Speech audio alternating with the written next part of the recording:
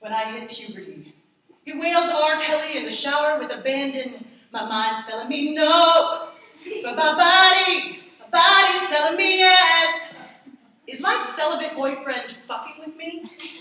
Okay, I'm shallow. I prefer my men on the very end of the desirability spectrum, which in this situation makes me much like poor penniless Charlie Bucket, nose pressed against the candy store window, wondering why the candy man is being such a douche.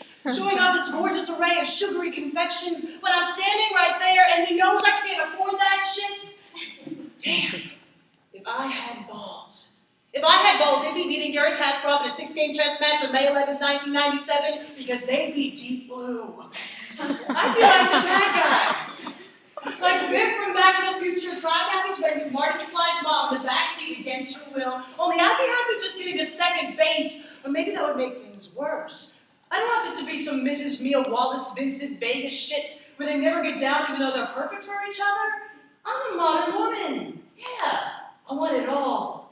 But maybe this is the utopia Madonna in her cone bra promised us, where men have to say, not tonight, honey, and we women have to say, please, baby, please, baby, please, baby, baby, baby, please. You may be wondering why all my gratuitous pop culture references are from the 80s and 90s, and I will remind you that as the last era in my life, I had to worry about this not getting any shit. So for roughly the last 15 years, I've been busy.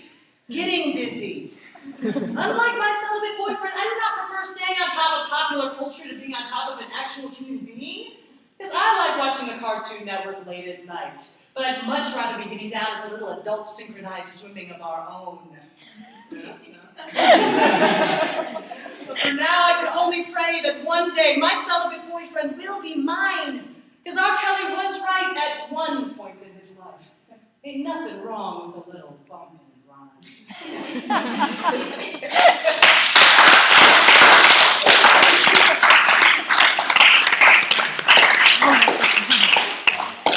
As you may have noticed, Kim and I both have kind of cheesy senses of humor, so, No, it's great. I finally like found making someone myself that completes laugh, me. and, you guys We're all for the puns. All of the puns. All of the puns. All the puns. All right. The body beautiful is every artist's first love. Take a look through your average art history book, and among the smug faces of men of importance, showing off their dogs and land, thumbs stuck in their lapels, you'll find harems of naked women. Women bathing, undressing, reclining nude, muses prancing around in their birthday suits, courtesans yawning at the painter, the watcher, the owner. You'll find fat-breasted Madonnas nursing bizarre baby Jesuses. Lady Liberty with one boob hanging free. Women with a little bold breast cinched up on their bodies like apples high in a tree. Big white women with undulating curves emerging from the ocean wearing nothing but their hair and their hands. So when's the first time you saw a naked man? How long before you learned to look?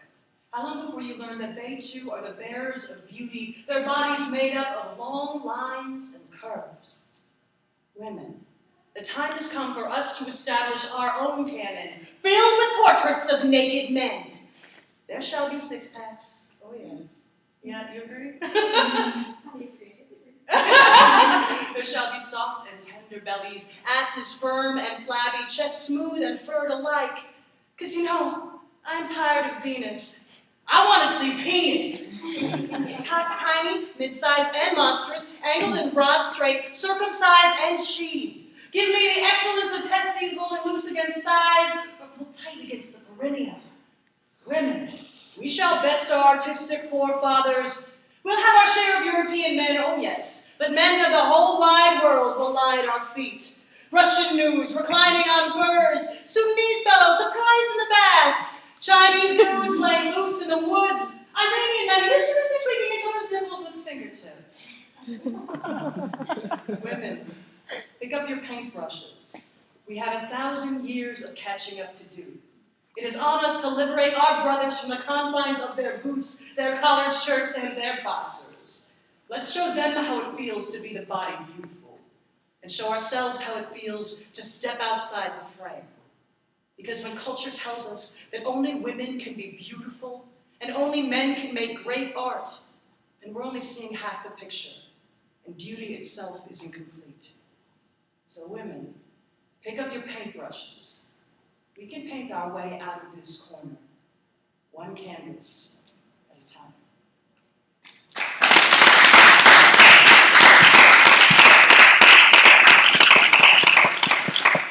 So, talking about cheesy things we say. So we were in Saratoga Springs doing a show at Skidmore College, and we went out to eat afterwards. Yeah, and we couldn't find anything open. And so we went to this one restaurant to look at the menu, and this guy was like super drunk, hanging out with these girls. He's like, yeah, lady. Or he's like, hey, still married. Or he's like, I'm married. Don't worry, ladies. And we're like, what? And so we kind of ignored him, and we came out, and he's like, still married, you know, like fucking with us. And like usually when someone says something and I really want to say something, I can't think of it until like later when I have no chance to say it. So I'm walking away, and like at the last moment I'm like, still gay. So, it was really funny at the moment, but it was like, yes, finally. Because normally like I could never think of it in time, and then later I'm like, oh, I should have said that. That would have been funny, but no, but that works. So do we have any performers in here, like actors, musicians? Backflippers, yes. Backflippers. That's the hardest thing. That's tough. Yeah. It's tough. Yeah. No one's laughing, that shit gets bad. Yeah, definitely. So do you get stage fright? Yeah. Pretty bad, or? I mean, just before every show, I kind of like have a little meltdown. I love it. I think we do too. Oh, yeah. Yeah, it's kind of funny when I started doing this poem about stage fright. People would come up to me after the show and say, like, you seem so confident on stage. Like, definitely, you don't seem afraid at all. It's like, hey, yeah, right. You know, there were so many years. I drank before this. Yeah, I mean, we talked about that. That when we first started, we wanted to drink to be able to get on stage, but we're kind of glad that we didn't do that, because then we would be serious alcoholics now, because we perform so much, and we just have to drink more and more. We already drink a lot. So that might not be a good plan. But I remember being terrified to do this, and it took me a lot of years to actually get on stage. And I remember thinking to myself, you know, I just can't wait for the day I'm not afraid of this anymore. And what's funny is that day actually came, and I was terrible. Because it's like there's something about the fear that really, drives the performance and makes it powerful. So I've had to learn to live with the fear. It's like this really bad roommate that follows me around and like, I don't know, drinks my beer sometimes. So. On stage, I try to channel my inner underwear model. If you want to skinny dip in the spotlight, be prepared to belly flop into boiling water. I'm told it's relatively painless. If you could picture the audience naked, and trust me, you all look amazing. Yeah, stop it. This is a panty raid on behalf of my stage fright. Performance anxiety is a lot like having an asthma attack in the middle of an orgasm. It's important to hold your breath and keep going if you ever want to make it to the good part. Most nights, I feel like that kid with the headgear dragged back through the metal detector. It's uncomfortable when everyone is watching you. I'm convinced that this is what a rock star sees in the mirror. Standing here with my social butterfly down, underwear exposed and awkward. I am the life-y part of that. I've caught limelight disease from all my nervous tics. My stomach plunges like a bridge jumper's last regrets. But as a kid, I was fearless. Tied kites to my canines and dared the wind to be my dentist. But tonight, I'm a pile of picked bones rattling in an amphitheater of vultures. So when the curtain goes up, I hope I can unzip my stomach and release all my butterflies into the audience.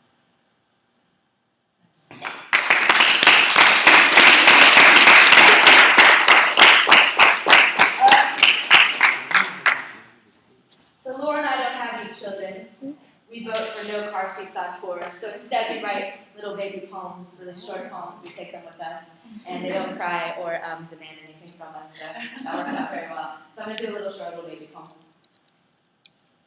When I felt limited by definitions, I always dreamed in stereotypes.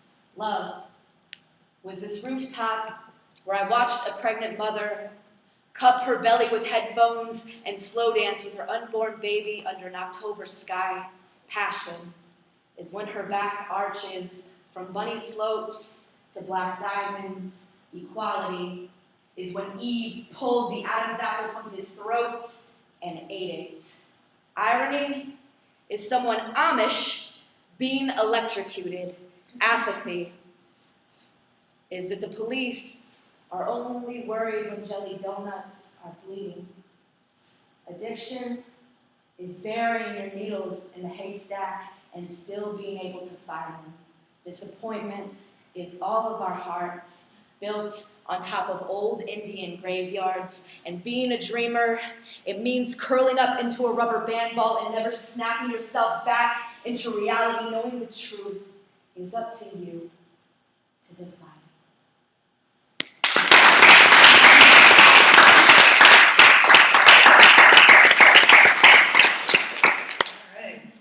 This is another baby poem. This one is based on a true story as well.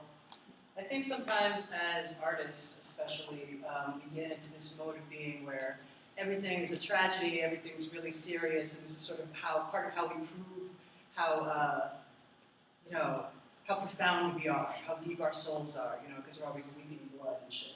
And so I wanted to write something that wasn't that, basically. I'm chasing an ice cream truck in high holy want, blaring at the top of my lungs full for chipwiches, but craving a snow cone, really. Not the kind wrapped in plastic, but the kind fresh scraped, scooped, and soaked with color, really saturated color, round and dripping like a little mango. Seriously new fallen mango, impatient to shudder, totally free from its skin, like me some days. A little round sun to swallow, really that's what I want. To swallow the sun, I want it burning the perfect into me, a dark, diabolical beauty. Yes, I want it inside me really and truly enough to run wailing down the street from top to bottom. Oh, darling, ice cream trucker, mine, oh mine, I want it for real. I'm coming for you. I'm after my joy. That's it.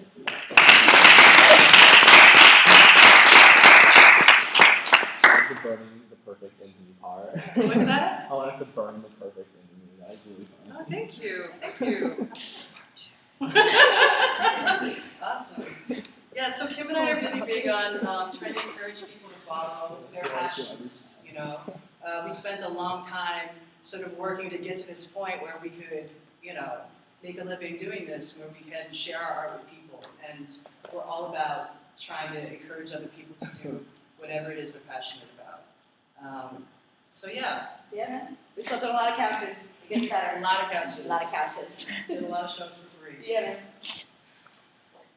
So this poem is called Theory of Forms. They say you can become great at anything if you devote 10 years of your life to it. A villanelle is composed of 7 tercets of alternating lines. 10 actual years, not slacker years. A sonnet is a 14-line poem dedicated to a love object. Which explains why most writers don't become great until they're middle-aged or older. A sestina features 6 recurring endwords. Creatively, most of us move in redwood time. A pantoum is composed of 2 recurring 2-line groups per stanza. It's extremely difficult to know the necessary time and energy to the creative process. Haiku are composed of 3 lines and 17 syllables. Life gets in the way. An aubade is a tribute to dawn. When passing through shopping malls or public parks, I used to throw pennies into fountains and wish for a boyfriend. A rondeau is a 15-line poem incorporating 2 rhymes. All of my wishes came true 10 years later. Crushes from elementary school traveled from afar to find me. They slept in my garden and rooted through the trash can. They threw bouquets in my open windows. They ran through the streets after my car. A hustle is a form utilizing a strict rhythmic pattern, rhyme, and repetition. I don't remember when I started wishing for poems, but now they shudder in every footprint. They drunk dial me in the middle of the night to invite me to orgies. A poem slithers on my stomach as we speak. Tanka were originally exchanged between lovers. The boyfriends are getting jealous. An ode is a poetic consideration of or dedication to a specific something.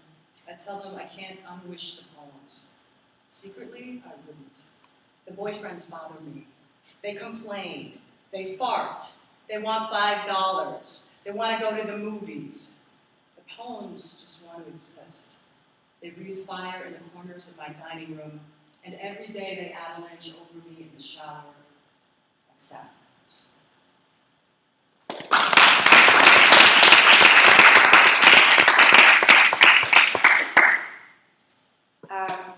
So I think the theme running through a lot of my poems is fear. I guess I have a lot of them. So I am absolutely terrified of marriage. My parents had an interesting one, and I don't know quite how I feel about it. I really want everybody else to have the right to do it, but let me tell you, I'm terrified of it personally. So I don't know. I was kind of telling the story the other day, but basically, my grandmother's, she just had her 90th birthday, and she's in a nursing home now. And I never really talked to her about being gay. It just kind of, she's Southern and old, and it seemed a little awkward. But one day, I was visiting her, and I kind of, I would bring my girlfriend around. She's like, I really like that girl. She's great, your little friend. I'm like, yeah. It's like, Mimi. It's not my friend, that's my girlfriend, And so we sort of had this, and she was cool about it. But then her memory is going, so she totally forgot, And so I don't know, maybe she's just saying she forgot, or maybe she did forget. I'm not sure which. And we joked, my girlfriend and I joked about it. We're like, if she comes to our wedding, if we ever did get married, she comes to our wedding, she'd be like, this is a really elaborate ceremony for roommates. What's going on? Why are there 2 dresses? Or, well, I don't know. Whatever. I guess I'm at that age where, I'm dating women that are all trying to get married, and they're all sort of trying to marry me, and it's really overwhelming me and scaring me. I'm like, oh my God, don't please. So I'm trying to deal with my fear, but it's not working out very well. So I wrote this poem about my fear of marriage and my trip to Egypt, and somehow they went together in my mind, so follow me, I don't know. I caught a midnight flight to Cairo in time to hear the afternoon prayers ricocheting through the streets off Arabic Coca-Cola signs. Hookah smoke rose like fighting cobras. Scarabs rolled the sun over sand dunes and into the darkness. In the bazaar, men offered me camels for my hand in marriage. 200, 500, 1,000 camels for my hand in marriage. One man says I have the eyes of an Egyptian. I tell him eyeliner is an excellent liar. And he asks me why I'm not married yet. I say there aren't enough camels in all the world.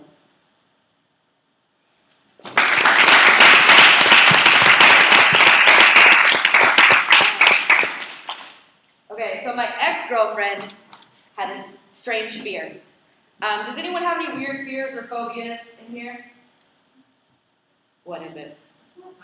Okay, moving right along. Okay, yeah. I can't pee. Like, if I go into the bathroom with a friend, like, I have to plug my ears and close my eyes. I can't talk to anybody. Unless it freaks me out. Huh. Yeah. That's cool. Weird. That's cool. Weird. I've never heard that one. That's why I like it. Yeah. I'm afraid of mirrors. Mirrors? Why? They just freak me out. Okay. Okay. Cool. Got some Candyman shit? Candyman. No. I'm afraid of really big things. Really big. Like Mirrors. oceans and Okay. really big buildings. You know why? Yeah, it smells sad. Okay. They're gonna fall on you, or? They're just really fucking big. Right? Really fucking big. I had a friend from Switzerland who was afraid of skyscrapers because they just really don't have very tall buildings there. And so she came to San Francisco to visit me, and she's like, oh my God, these skyscrapers. I'm like, okay, whatever. So, but anyway, my girlfriend was afraid of cotton balls. And on our first date, we were, parked out by Ocean Beach in San Francisco and just talking. I'm like, so yeah, what's your big experience? She's like, cotton balls. And I spit out my drink, and it was really awkward. So I just wasn't expecting it. I'm like, what do you mean cotton balls? And when you're in a relationship with somebody who's afraid of cotton balls, like normally your girlfriend will say, hey, you kill that spider. But in this case, she's like, can you pull the cotton ball out of the Advil bottle? That shit is freaking me out. So we have different responsibilities in this year. It's actually kind of funny this year we performed, she's now teaching at one of the schools we performed at, and I sort of accidentally mentioned that on stage, and I was like, so who is she? What department? I was like, oh geez, I just didn't mention that. So she doesn't work here, but it was kind of funny. We performed there. So this is for anyone who has ever been afraid of cotton balls. Tonight, I'm sitting under a lamp at the edge of the earth, writing myself into a free fall. You see, collagists should never run with paper shredders, because it just might reveal the whole story to anyone who is really looking. I have spiders working overtime as Buddhist monks, tapping mandalas into the cracks of my heart's condemned building. I have got this chest filled with fire escapes, but I'm learning to light up inner peace pipes in no smoking sections. You have become my smiles chiropractor, the hangnail that keeps my memories from screaming. I visit flowers on their deathbeds to perfumigate my skin of your scent. I have no role model for a relationship. I've asked my father to extend olive branches over martini glasses so he wouldn't waste a good gesture. Watch my mother's back snap in the wind with the peacefulness of a prayer flag when the weight of the world became too much to bear. I know that bombs, they only turn the sky into a sonogram so that the next generation may do things different. Still, the closest I've ever come to love is two praying mantises pouring ketchup over each other. I've had lovers that would call out my name, but not without checking my underwear just to be sure, and exes whose letters made me want to play 9 innings of mailbox baseball. Sometimes I think you've been given that thankless task of plucking I love you nots out of voodoo dolls. This is for anyone who has ever been afraid of cotton balls. Because in a world of sharp edges, I understand how the softest thing you've ever touched can scare you to death.